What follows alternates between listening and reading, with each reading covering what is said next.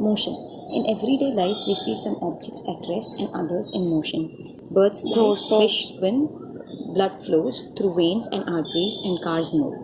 Atoms, molecules, planets, stars, and galaxies are all in motion. We often perceive an object to be in motion when its position changes with time. However, there are situations where the motion is inferred through indirect evidences. For example, we infer the motion of air by observing the movement of dust and the movement of leaves and branches of trees. What causes the phenomena of sunrise, sunset, and changing of seasons? It is due to the motion of the earth.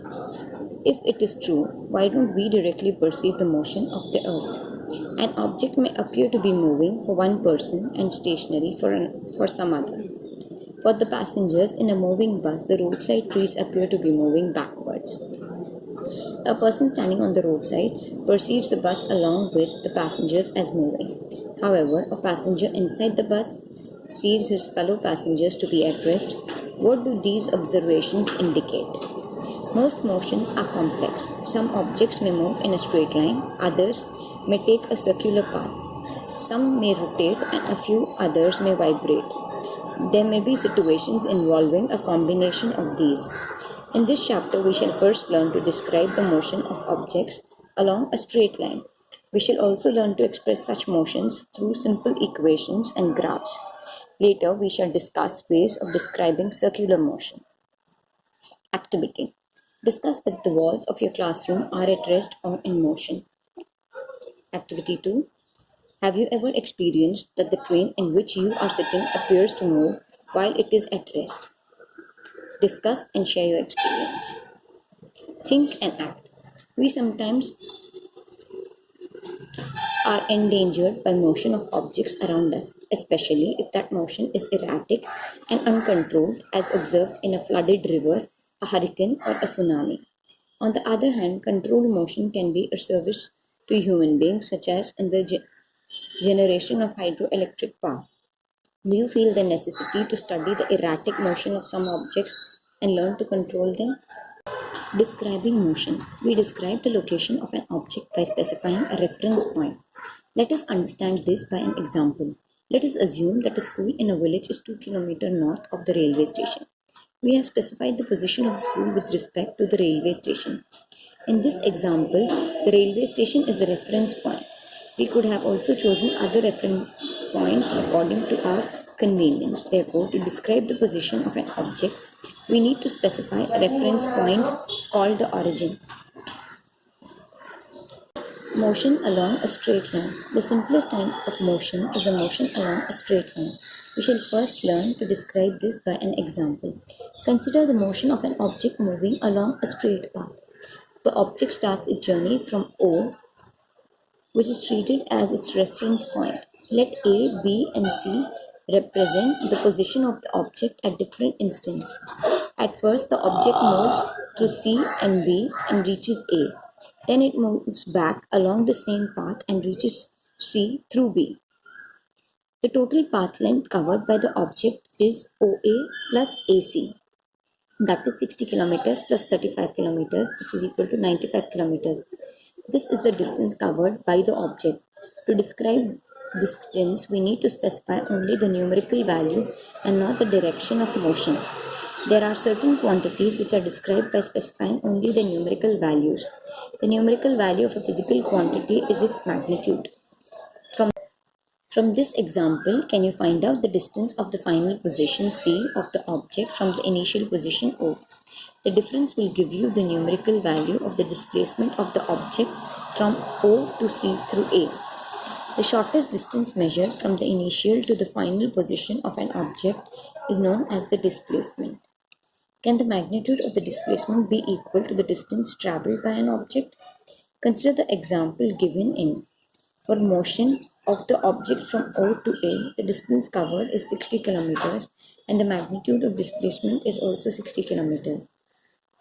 During its motion from O to A and back to B, the distance covered is 60 kilometers plus 25 kilometers, which is 85 kilometers, while the magnitude of displacement 35 kilometers. Thus, the magnitude of displacement is 35 is not equal to the path length 85 kilometers. Further, we will notice that the magnitude of the displacement for a course of motion may be 0, but the corresponding distance covered is not 0. If we consider the object to travel back to O, the final position coincides with the initial position and therefore the displacement is 0.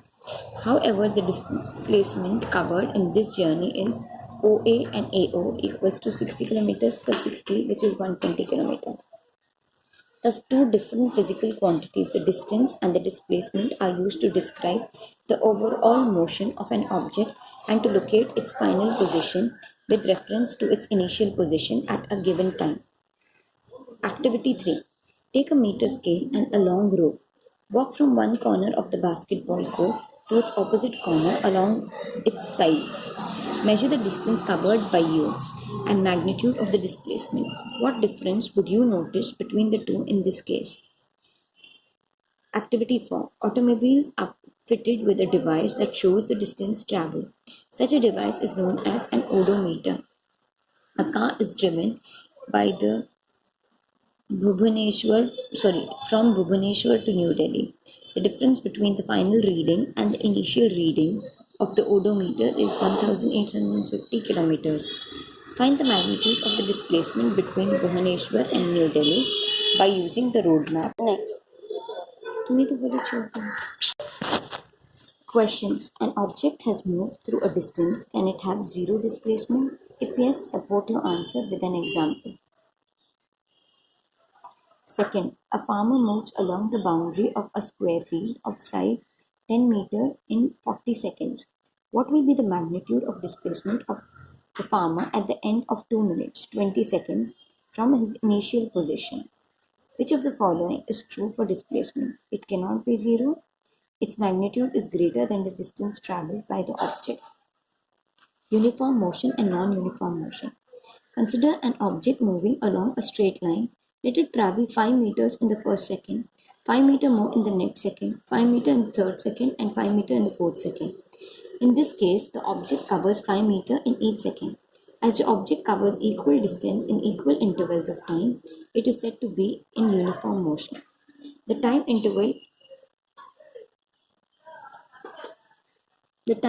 in this motion should be small. In our day-to-day life, we come across the motions where objects cover unequal distances in equal intervals of time. For example, when a car is moving on a crowded street or a person is jogging in a park, there are some instances of non-uniform motion. Activity 5. The data regarding the motion of two different objects A and B are given. Examine them carefully and state whether the motion of the object is uniform or non-uniform.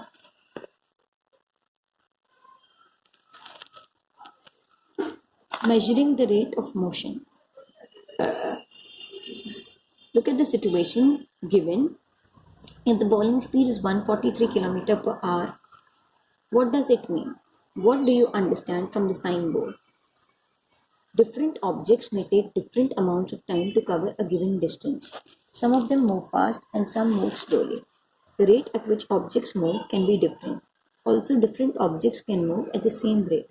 One of the ways of measuring the rate of motion of an object is to find out the distance traveled by the object in unit time. This quantity is referred to as speed. The SI unit of speed is meter per second. This is represented by the symbol meter per second. The other units of speed include centimeter per second and kilometer per hour. To specify the speed of an object, we require only its magnitude.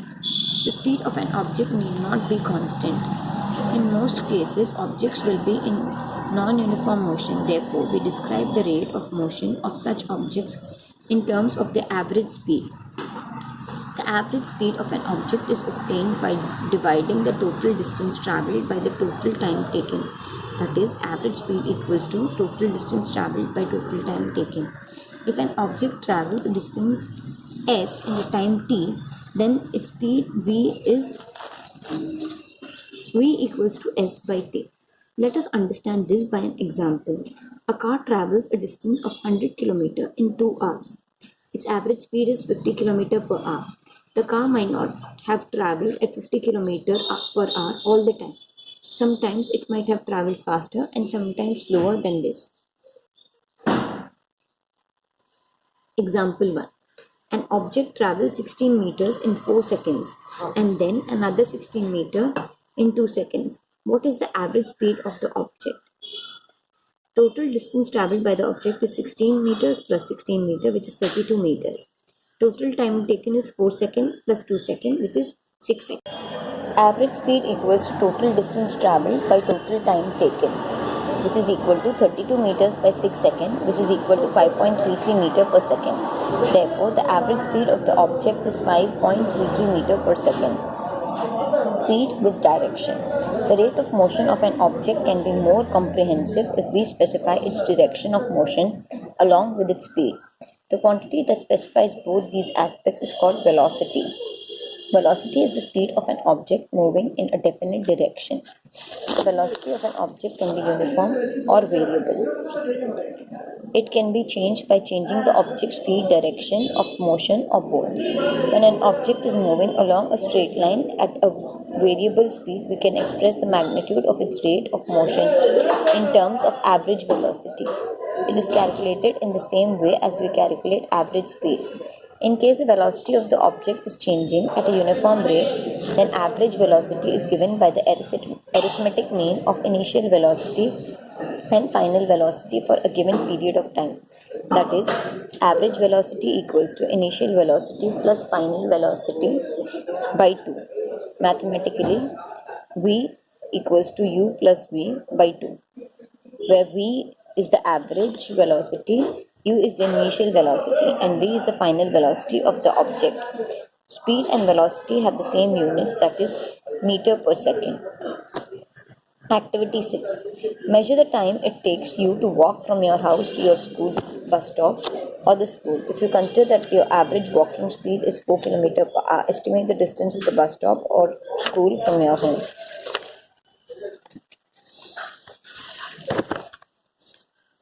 Questions. Distinguish between speed and velocity.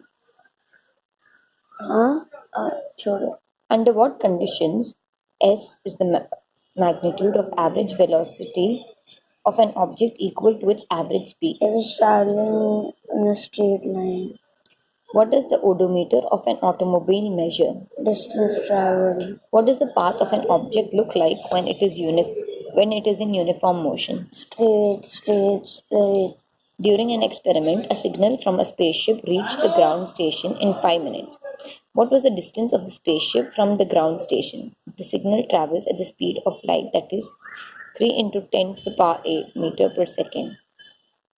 9 into 10 to the power 10 meter per second, or 9 into 10 to the power 9 into 10 to the power 7 kilometers per hour. Example 8.2. The odometer of a car reads 2000 meters at the start of a trip and 2004